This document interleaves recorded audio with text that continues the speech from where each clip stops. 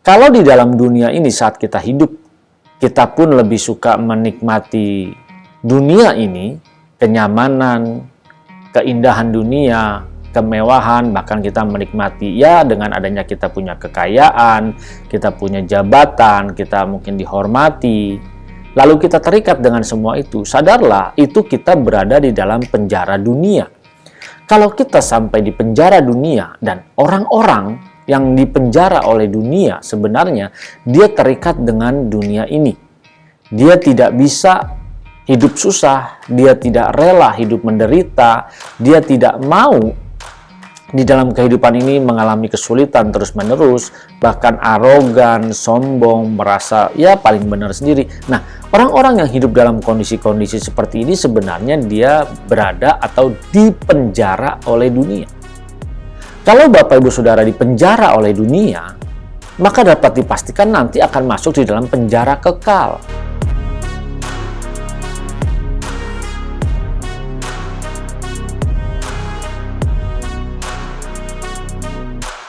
Shalom Bapak Ibu Saudara yang dikasihi Tuhan dimanapun berada saat ini, salam transformasi.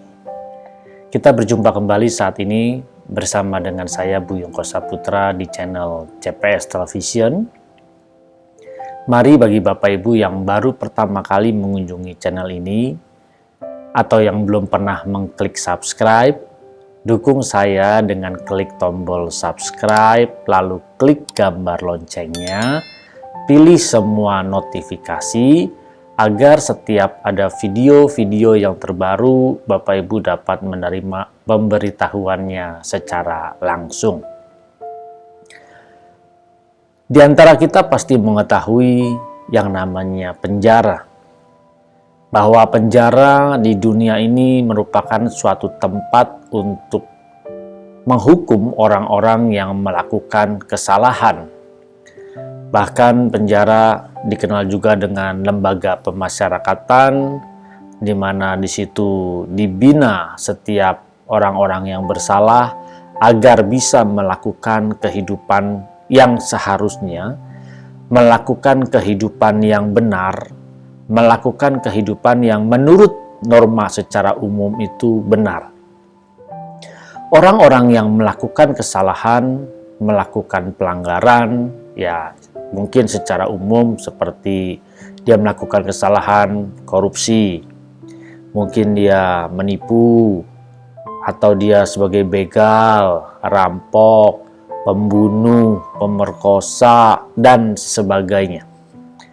Banyak kategori yang dapat membuat seseorang pada akhirnya harus masuk ke dalam lembaga pemasyarakatan atau yang kita kenal dengan masuk ke penjara.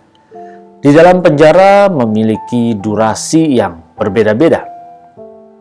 Ada yang cepat, ada yang lama, atau ada yang seumur hidup. Ini penjara yang ada di dunia untuk melatih manusia supaya dia bisa hidup sesuai dengan aturan yang sebenarnya. Dan yang masuk di dalam penjara ini adalah orang-orang yang melakukan kesalahan. Sadar tidak Bapak Ibu Saudara, di dalam kehidupan kita di dunia ini, kita terlalu banyak melakukan kesalahan, kita terlalu banyak melakukan pelanggaran, dan kesannya kita seperti biasa-biasa saja, kita dapat menikmati hidup di dunia ini, seperti tidak ada hukuman, seperti tidak ada ganjaran di dalam kehidupan ini yang nyata, yang secara kasat mata yang kita terima. Seandainya kita salah pun, kita menerima ganjaran di dunia ini yang ada durasi waktunya. Kalau ada durasi waktu berarti akan berakhir. Ada saatnya hukuman itu akan berhenti, akan selesai dan tidak lagi kita berada di dalam hukuman. Sadar tidak, pelanggaran yang mungkin dibilang hanya sementara di dunia ini saja bisa membuat Bapak Ibu Saudara merasakan bagaimana di dalam penjara. Orang-orang yang pernah masuk dalam penjara pasti tahu betapa dan bagaimana rasanya hidup di dalam penjara, hidup di dalam lapas yang sangat tidak mengenakan, yang mungkin orang berpikir, oh enak di dalam, belum tentu enak Bapak Ibu Saudara. Di dalam apa-apa juga harus bayar, segala sesuatunya harus diukur dengan duit. Kok begitu? Buktinya banyak orang-orang yang di dalam penjara, mereka membutuhkan untuk dikunjungi. Kenapa? Karena kalau dikunjungi, mau tidak mau kita pun akan memberikan bantuan uang. Dia pasti membutuhkan uang. Untuk tidur saja dia harus beli ranjang. Dia untuk kerja segala sesuatu di ruangan dia, misalnya dia ada tugasnya nyuci baju, nanti ada yang bayar. Nah, ini semua itu juga tetap ada hubungannya dengan uang. Jadi Bapak Ibu Saudara perlu ketahui bahwa hidup di dalam penjara pun tidak enak, gitu ya. Berbicara penjara, harus kita sadari bahwa ketika hidup kita berakhir di dunia ini, hidup kita di dunia kan tidak selamanya. Pasti Bapak Ibu Saudara dan saya akan tiba pada waktunya di ujung kehidupan ini. Akan tiba pada waktunya kita akan mengakhiri hidup ini. Dan nafas kita akan berhenti. Kita akan ditransformasi dari tubuh fana masuk ke dalam tubuh kekekalan. Kita akan masuk dalam kehidupan yang tanpa batas. Coba pernah tidak Bapak Ibu Saudara membayangkan dan merenungkan kalau selama hidup ini kita banyak melakukan pelanggaran yang tidak sesuai dengan firman Tuhan. Dan ingat, kalau kita melakukan pelanggaran yang tidak sesuai firman Tuhan, pasti akan menerima ganjarannya, akan menerima akibatnya, yaitu kita akan masuk di dalam penjara kekal. Kalau namanya sudah penjara kekal, ya kekal itu berarti selama-lamanya dan tidak ada akhirnya, tidak ada batas waktunya. Apakah Bapak Ibu Saudara mau dan rela untuk masuk di dalam penjara kekal tersebut? Yang penuh dengan ratap kerta gigi, penuh dengan penyiksaan, penuh dengan kepedihan, di mana di situ kita mengalami suatu hal terpisah dari hadirat Bapa, tidak berjumpa dengan Tuhan. Apakah Bapak Ibu Saudara mau? Ayo kita harus merenungkan dalam hidup ini. Apakah ini yang mau kita jalani nanti setelah kita menghembuskan nafas terakhir atau tidak? Kalau tidak, berarti kita harus bisa mengisi hari hidup kita dengan baik, dengan benar. Tadi ingat, kalau berbicara penjara, berarti berbicara akibat hukuman yang harus kita terima. Nah, supaya kita tidak masuk di dalam penjara kekal selama-lamanya, berarti kita harus bisa mengisi hidup kita selama di dunia ini dengan cara menyukakan dan menyenangkan hati Bapa di surga. Untuk dapat menyukakan dan menyenangkan hati Bapa di surga, maka kita harus mengerti apa yang menjadi keinginannya, apa yang menjadi kesukaan daripada Bapa di surga. Kalau di dalam dunia ini saat kita hidup, kita pun lebih suka menikmati dunia ini, kenyamanan, keindahan dunia, kemewahan, bahkan kita menikmati ya dengan adanya kita punya kekayaan, kita punya jabatan, kita mungkin dihormati.